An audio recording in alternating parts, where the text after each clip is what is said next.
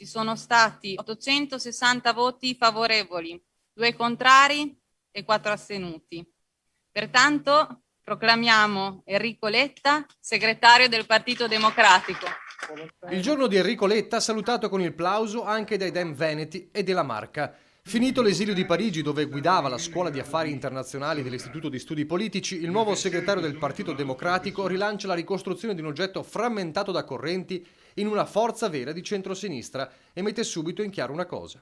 Il governo di Mario Draghi, scelto dal Presidente Mattarella e votato dal nostro Parlamento, è il nostro governo. Ascoltando il discorso di Draghi, è la Lega che deve spiegare perché lo appoggia, non noi.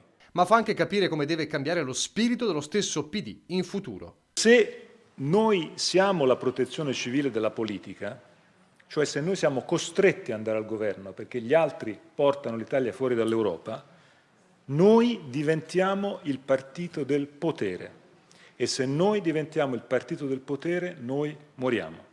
Noi dobbiamo avere le nostre idee in testa, dobbiamo cercare con le nostre idee di andare al governo vincendo le elezioni, ma dobbiamo sapere anche che si vince le elezioni se non si ha paura di andare all'opposizione.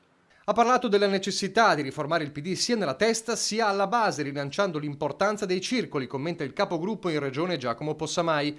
È un bel segnale, significa riportare la centralità del dibattito sul territorio. Da Treviso l'ok del segretario provinciale. Credo che sia nella strada giusta per poter rigenerare il Partito Democratico e farlo diventare finalmente il perno di un campo largo di alleanze di centrosinistra, alternativo alle destre.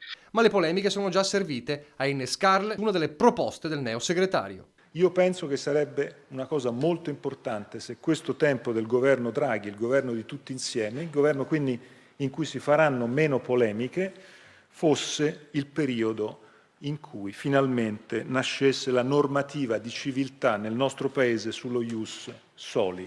La prima reazione infuocata dell'alleato di governo Matteo Salvini. Se torna da Parigi e parte così, parte male. Non perdiamo tempo in cavolate, scrive su Twitter.